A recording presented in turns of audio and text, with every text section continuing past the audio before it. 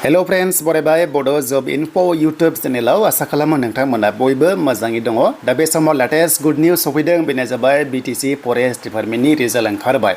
Okay, स' बेनो जाबाय थार्ड ग्रेड जायनोखि नोंथांमोना फरेस्टआ ग्रेड 1 आरो गार्डआव होदोंमोन फिजिकल टेस्ट।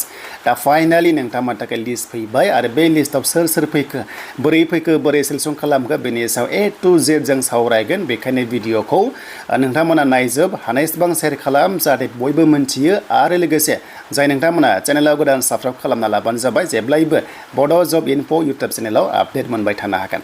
दा मैया मोनसे आं भिडिअ खालामदोंमोन जे CSB आव थाबैनो मोनसे नङा मोनसे आपडेट फैगोन होननानै। दा फाइनालि जों फरेस्टआव मोनग्रोसिगोन। नाथाय बेयाव नायोबा रिजाल्ट सिटखौ नोंथांमोना दायो मोनथ'नाय नङा, एबा आङो भिडिअ खालामनाय टाइमावहाय दायो नोंथांमोना मोनथ'नाय नङा। नाथाय नोंथांमोननो रिजाल्ट सिटखौ दिन्थिगोन जेराव नोंथांमोना गावनि रल नाम्बार दङबा स' नोंथांमोना पास जाबाय। आरो जायफ्रा पास जादों नोंथांमोनखौ मा खालामगोन, मा दङ बेनि सायाव जों सावरायबाय थागोन।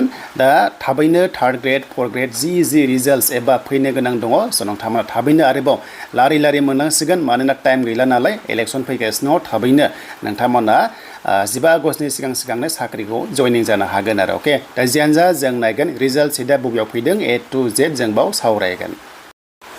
स' दायो जों नायबाय रिजाल्ट सिट, बेनो जाबाय फरेस्टार ग्रेड 1 आरो लोगोसे फरेस्ट गार्डआव। दानिया फैदो बे रिजाल्टखौ बबेयाव होदों। बे रिजाल्टखौ होदों निउस पेपाराव होनाय जादों, पर्टेलाव दासिमबो होथ'वाखै। F मिन्स फरेस्टार ग्रेड 1 आरो G मिन्स जाबाय नोंथांमोननि फरेस्ट गार्ड। अके, थ' कनफिउस नाङा, गोबां पास जादों, मेक्सिमाम पास जाखादोंमोन नालाय फिजिकेल टेस्टआव, बेखायनो गासैखौबो लेंहरनाय बायदिखौ नुनो मोनदों।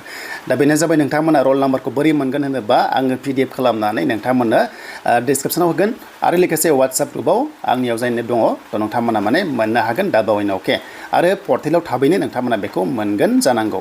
दा जियानो जा फरेस्टार ग्रेड 1 आव पस्टआ दङमोन जोंहा 84 आव लांदों दायो।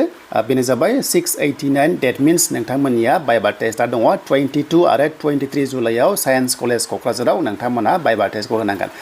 गासैबो पास जानायफोरा viva test होथारनांगोन। Viva test pass खालामबासो नोंथांमोना लास्टआव सिलेक्सन खालामनो हागोन। अके, बेनो जाबाय नै नोंथांमोननि रिजाल्ट। आरो बेनिफ्राय फरेस्टार गार्डआव 2654 केन्डिडेट्स लांदों फरेस्ट गार्डआव, एबा 1:8 लांनायखौ नुनो मोनदों। अके, माने खायसेया फेल जाबाय नालाय डिसक्वालिफाइड जाबाय। बाट आंनि बायदिब्ला फिजिकेल टेस्टआव जायनो पास जादों बेयावनो बाइबा टेस्टखौ नोंथांमोनखौ लागोन। अके, दा जियानो जा नोंथांमोना नै बेनो जाबाय 2654 पस्टखौ लांदों फरेस्ट गार्डआव आरो फरेस्टारावहाय।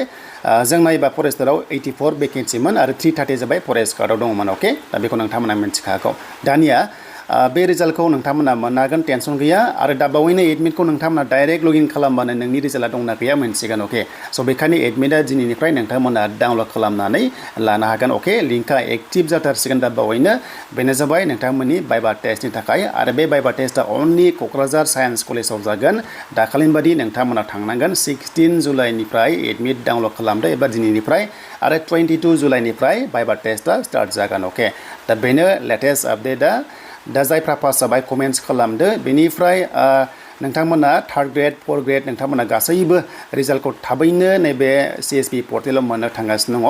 बेनिफ्राय मोनसेल' बाथ्रा, बे रल नाम्बारा नोंथांमोननिया सिगांनि बायदि निउस पेपारावसो होनाय जादों, बेखायनो खायसे आन्दायनो हागौ आरो। अके, दा एग्जाम्पल जों नायबा नै डेट दंखायो जे CSB पर्टेलनिफ्राय नोंथांमोना मा 16निफ्राय 21 जुलाइनि गेजेराव CSBनिफ्राय एडमिटखौ डाउनलड खालामनानै लानांगौ होननानै बिथांमोना बे नटिसआव लिरदों आरो। अके, दा जियानो जा बयनिसिमबो बेस्ट अफ लाक थाबाय, जाहाथे नोंथांमोननि बाइबा टेस्टआ मोजां क्लियार खालाम।